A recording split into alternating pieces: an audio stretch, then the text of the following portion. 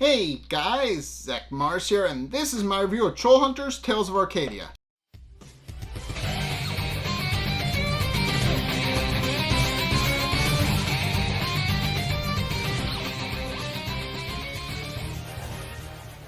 Okay, so this episode, Grand Theft Auto, is, well, it's a pun, obviously a pun on the current leader of the Janus Order, Otto Skarbach. It's an obvious pun on him, but essentially the premise is that Toby winds up getting a new headgear because he gets his braces off and winds up, and immediately messes up his face shortly after, which results in him getting a new headgear that, amongst other things, enables him to find the Janus Order because he's able to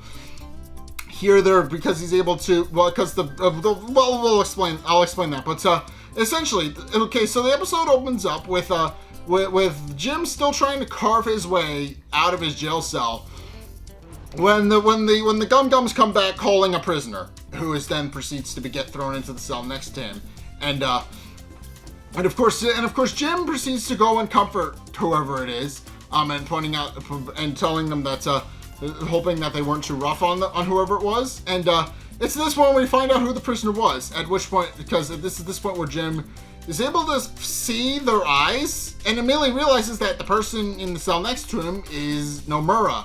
And he panics because obviously Nomura is the one, and Nomura scared him a little bit, admittedly. Because Nomura, and that's understandable, Nomura was very scary when she was an antagonist. But, and of course he insists to wonder what she's doing there, and this was foreshadowed by the fact that Nomura got sucked into the Darklands, but she admits that after Jim killed Gunmar's son, obviously he had to punish somebody for Bular's death, so he's been punishing Nomura because she's currently the only one of his agents in the Darklands, and of course she instructs him that obviously he's not going. They need to worry about the whole they point out that he can just scrape as much as he wants, because he points out that even if they fight, even if he gets free, even if he fights his way through the Gum-Gums and gets out, they're still stuck in the Darklands. But of course, they proceed to insist that he then proceeds to insist that his friends are going to come for him and that they'll get him out. But she points out that that's a nice thought, but also points out that they need Jim to get out. She points it out. They need Jim to get the Killhead Bridge open, even if they gather all the pieces. So how is he going to get out?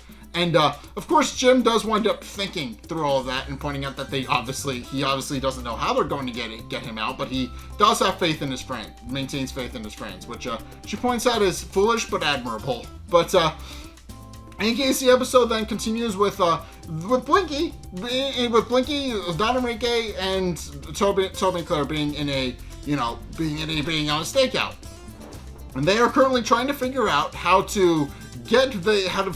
currently figuring out what they're supposed to be doing, and they're currently looking at everybody that's currently walking through the square, and they wonder what exactly it is they're supposed to be doing, and it's revealed that and he uses the term interneted, which not Enrique laughs at him for, but Blinky then proceeds to explain how he got in contact with Otto, claiming to be Strickler, through emails. And then proceeds to explain how he's made a big thing about how they should meet up again, and of course Otto is going to obviously figure out that it's a trick and he's been stood up, but that's what they're counting on, because they realize that once they figure out that he's a man, that they're going to find him, that's how they're obviously going to be able to get in contact with him, and of course with a name like Otto, they also comment with a name like Otto Skarbach, he might as well be called Mr. Evil Man, and of course, Toby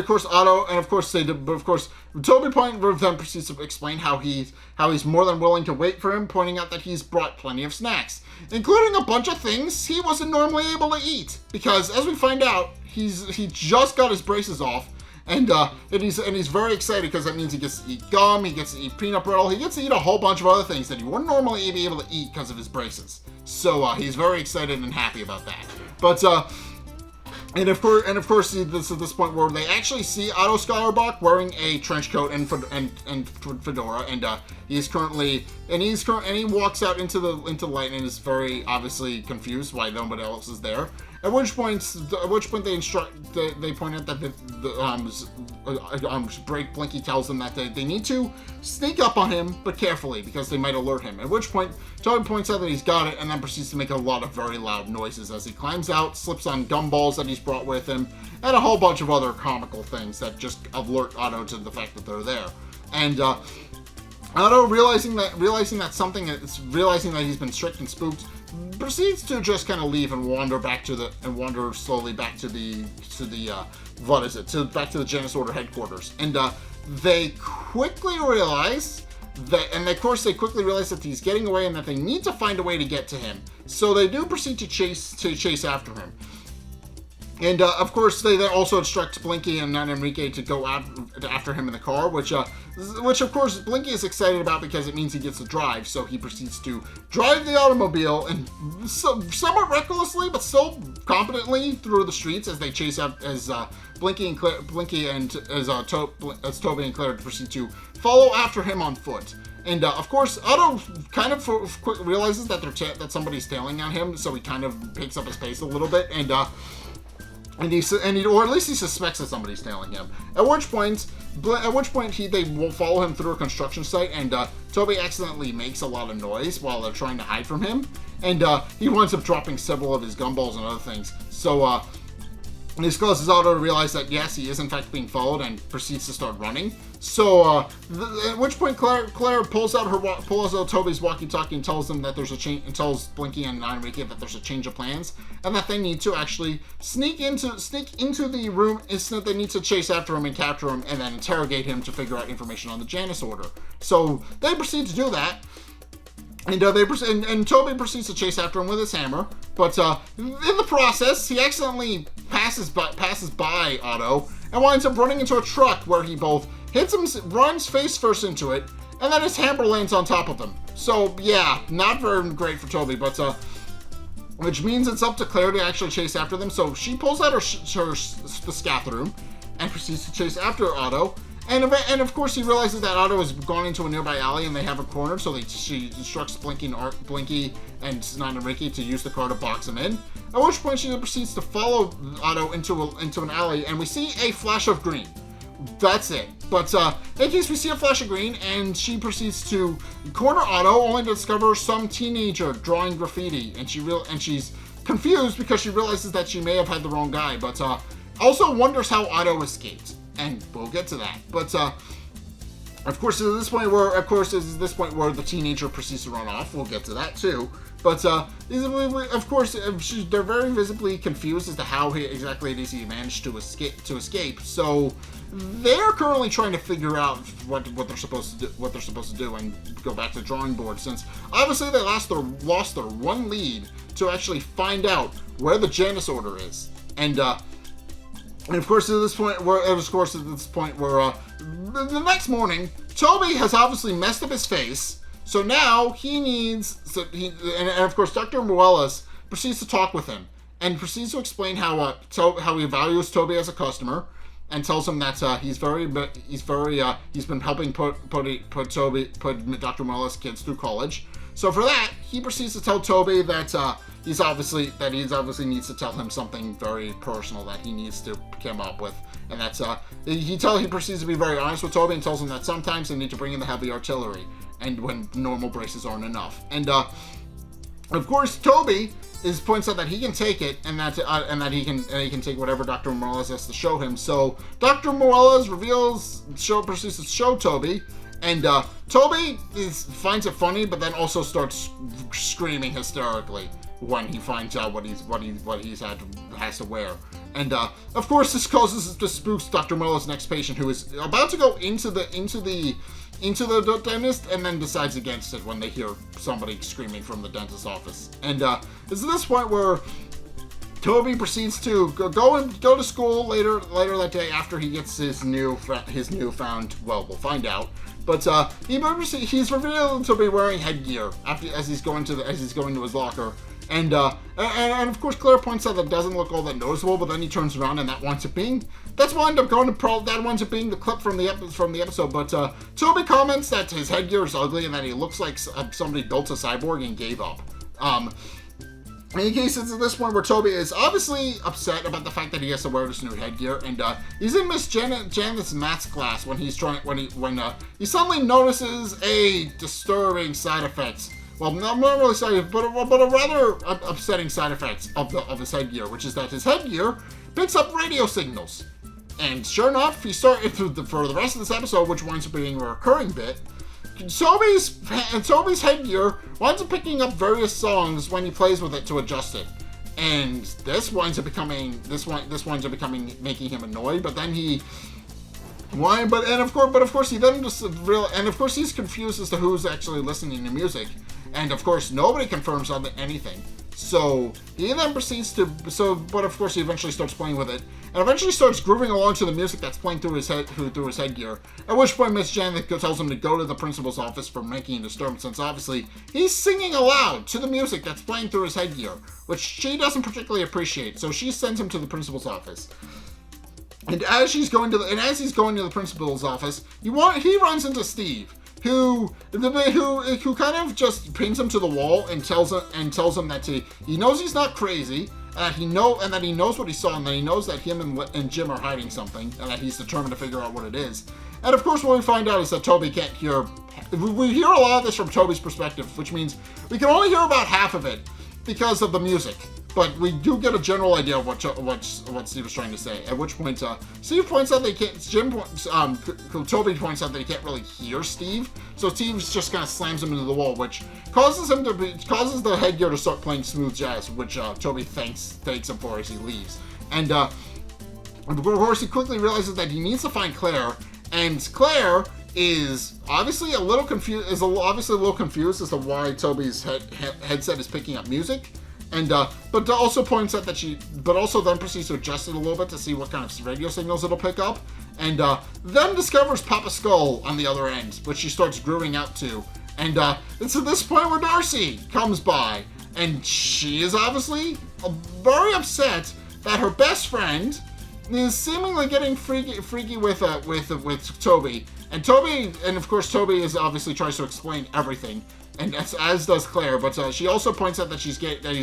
That the reason Toby is too busy for her is that he's been getting freaky with Claire's ear, and he insists that he can explain everything, and proceeds to chase after her and tries to get her to come back. But he then proceeds to run into an open locker door, at which point something interesting happens. He then proceeds to hear noises coming from the headset that he believes are secret signals from the Janus order that he thinks Blinky will actually want to listen to.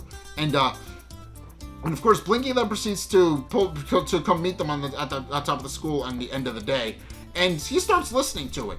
He starts listening to the noise that's playing through the headgear, and of course he starts listening to it, and he eventually realizes that Toby is picking up signals from the Janus order, and he realizes that that's what's going on. So he then tells Toby, but he then also are trying to figure out what the numbers are that are in the actual signal itself, and are trying to figure it out, and Toby and Blinky start arguing back and forth about what it could possibly be. But Toby eventually figures out before either of them that it's coordinates, and that the coordinates lead to somewhere in Arcadia, and that they need to figure out where that is. But in case they do proceed to follow the coordinates to a place called Omni Beach, which is a travel agency. And initially, they can't get inside because the door's locked. But of course, Natamiki reveals that he knows that he locks are his specialty, and he proceeds to break the window open so they can climb inside. And of course, they start looking around, and with of course is this point where they start looking around, and Blinky gives them orders to search every nook and cranny so they can figure out how to save Arg and find out how to get inside the Janus Order's layer. And they start looking around. Toby is of course grooving to the music that's playing through his face headgear. But of course, as he's doing that, he pulls out the fetch again, and starts to try and stick his head through, but reveals that he can't actually fit his head anymore because the headgear's too big. So he proceeds to ask Claire if she can do it, and asks him if he can actually help out. But she admits that she doesn't really want to stick her head through any of that through the helmet, through the fetch. But he points out that she's the only one who can do it, and begs her, so she eventually does.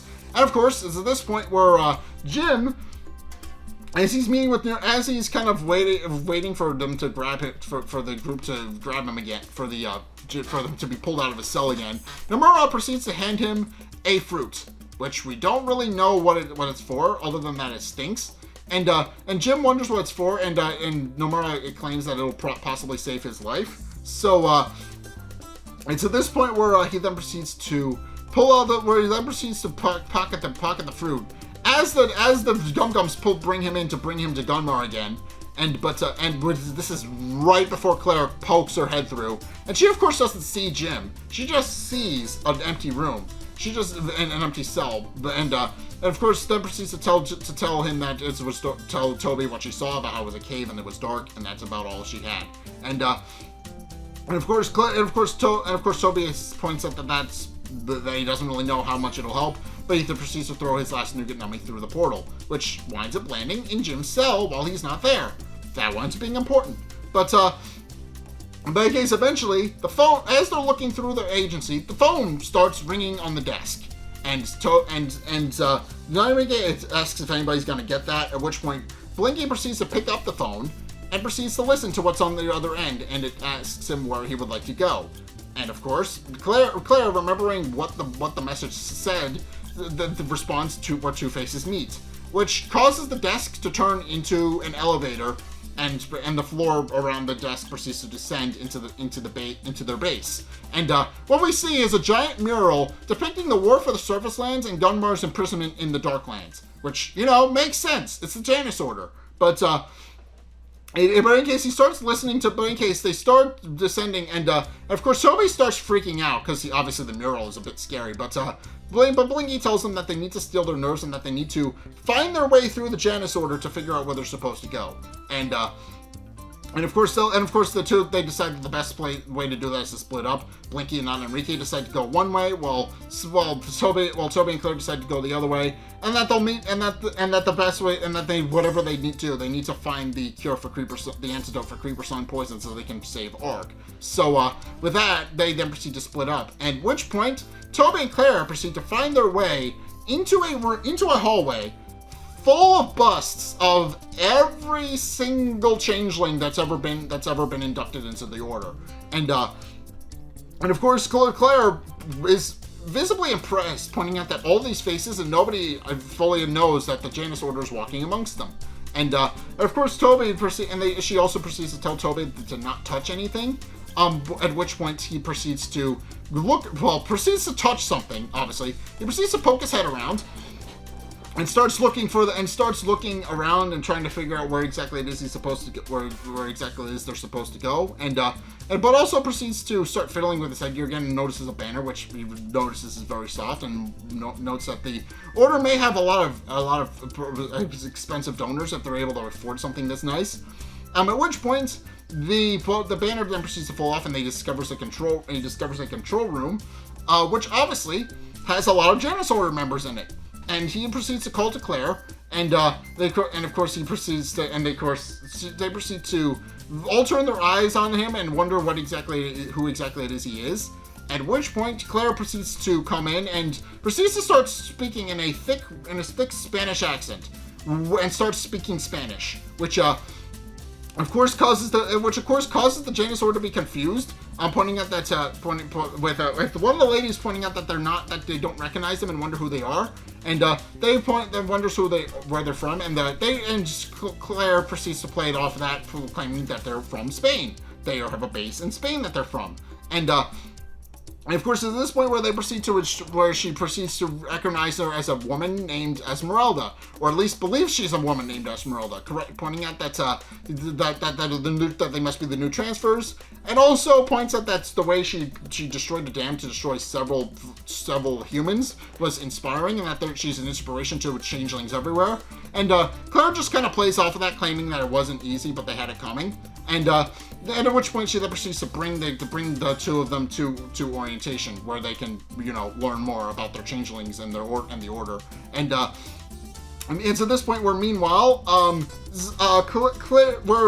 as they're being brought to orientation, Gunmar is giving a massive speech to his Gum-Gums, and he proceeds to tell them that the Eternal Night is nearly upon them, and that they will reclaim the surface lands and take back as rightfully ours. And also insists that they've been made afraid that humans have long since forgotten what it means to actually be afraid over the centuries. That they will show them firsthand when they retake the surface. But also points out that obviously they no longer have Bular. They no longer have Gunmar's son to let them out, because obviously he was supposed to do that, and then he died. He got killed. But he also points out that he has the next best thing: the person who killed them. At which point he has his guards bring in Jim and claims that what his plan is for Jim, that he will break Jim, test his metal, and eventually wear him out. At which point he will use his Decimar blade to take Jim's mind and have him make him his Dark Champion.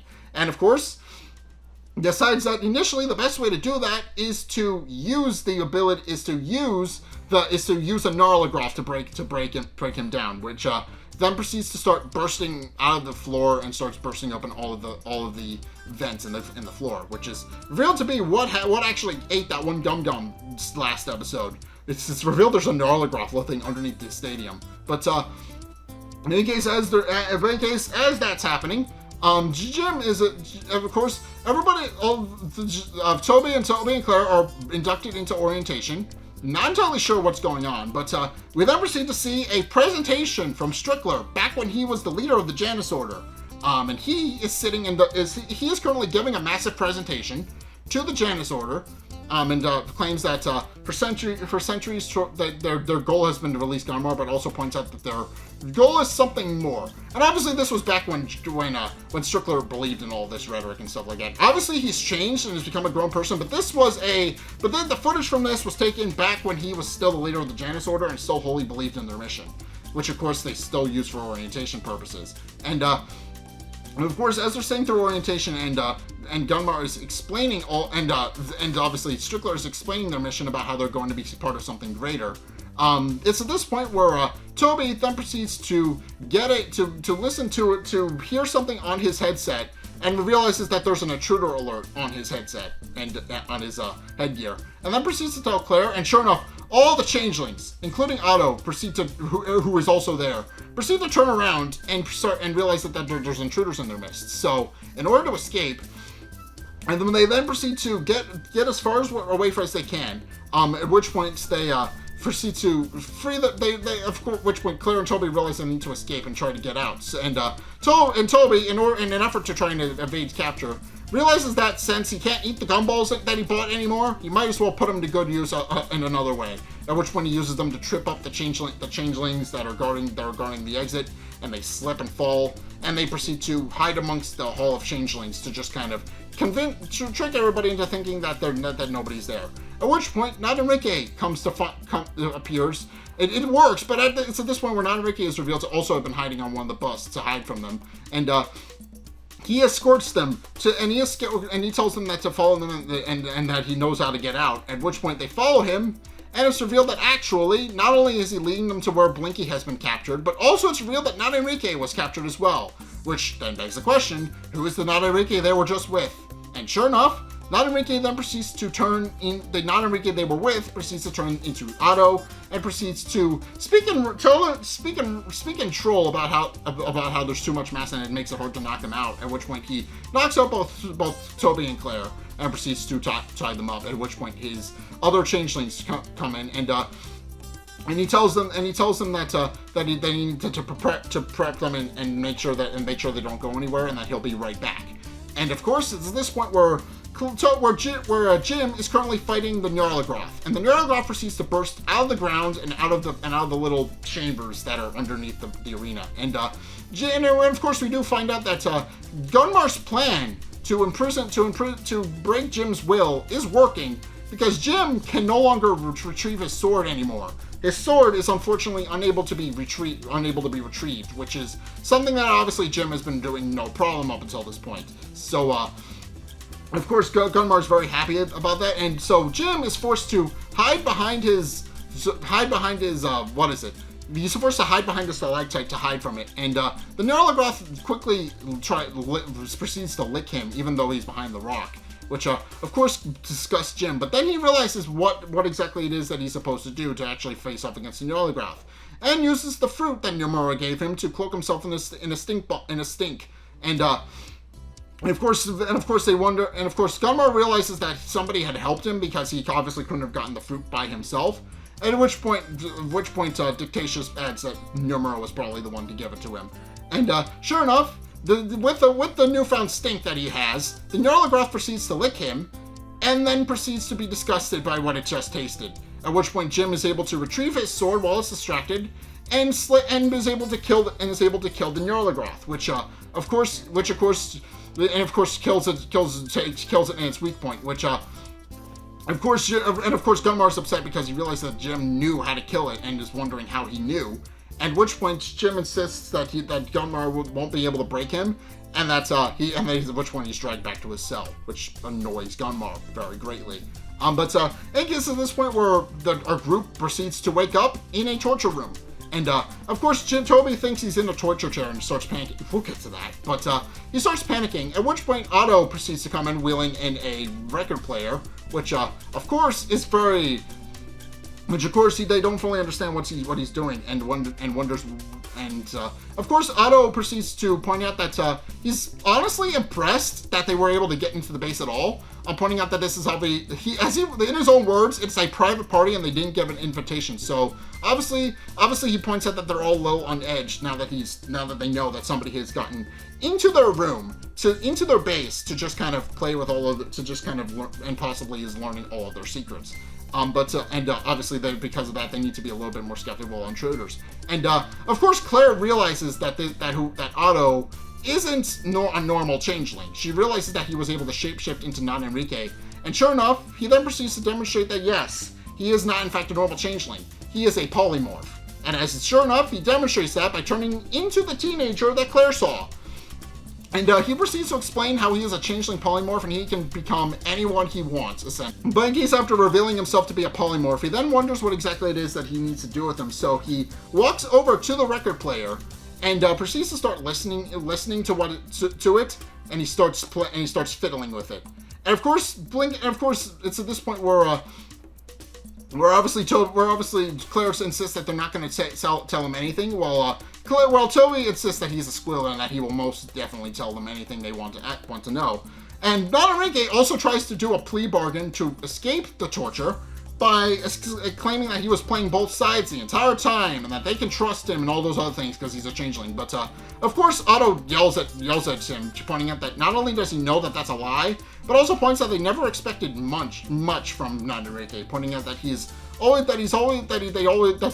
they always expecting him to fail at his mission spectacularly, especially since he was kind of new to their little order. But of course, as he goes back to playing with his record player, and of course Toby admits that he already knew that he was going to tell him anything he wanted to know, and insists that he stop playing with his record player. But of course, Otto tells him to shush, and sure enough, we hear a strange whispering coming from the record player.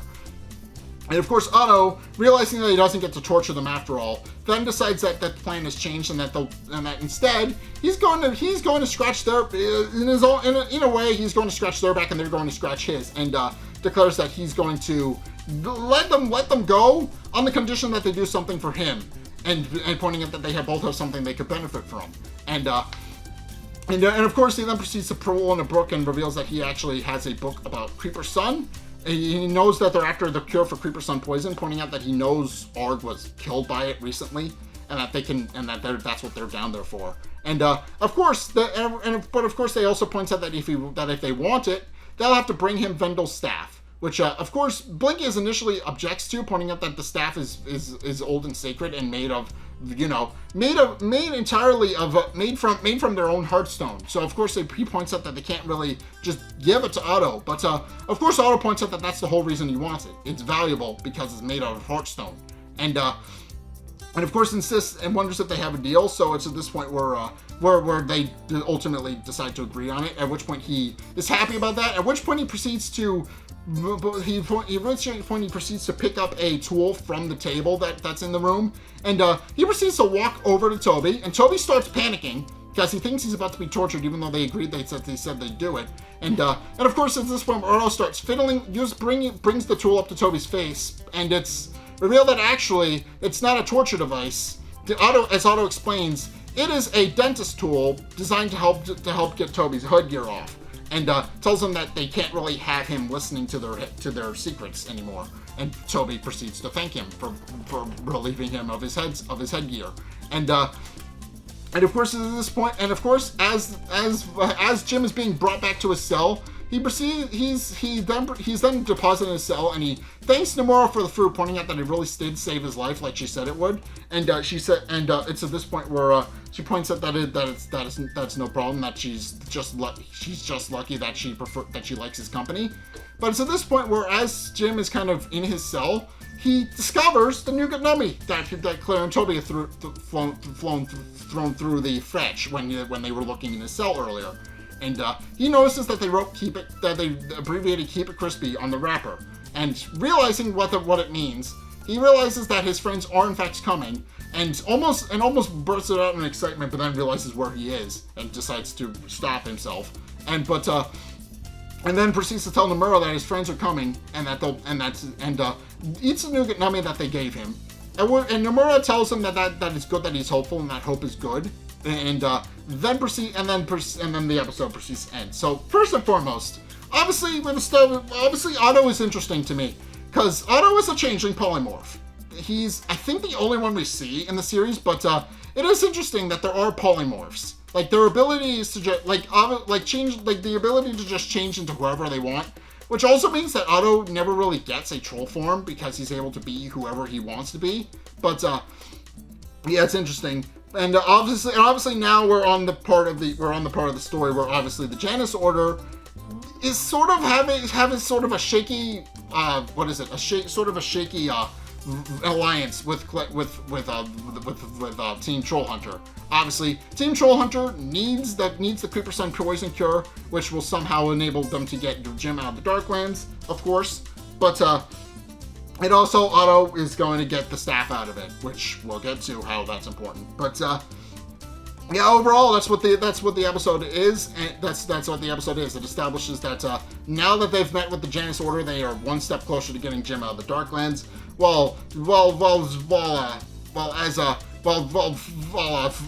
Gunmar declares his desire to actually break Jim and take his mind so that he can add him to his army and as a dark champion, which of course doesn't wind up panning out, but it is established to be a thing he can do.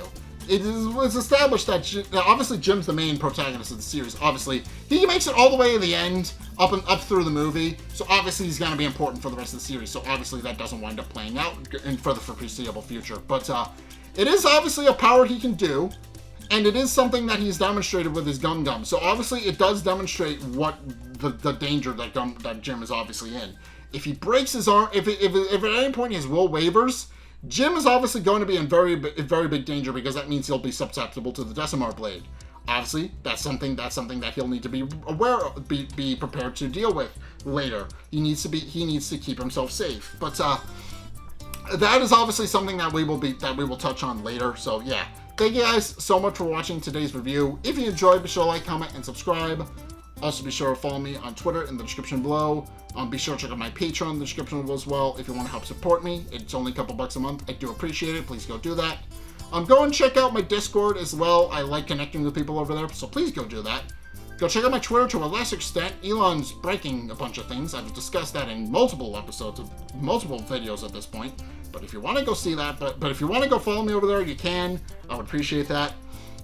But also, finally, if you want to see more content from me, then be sure to check out the videos linked in the end screen. The top video is the most recent video. It may or may not be this video.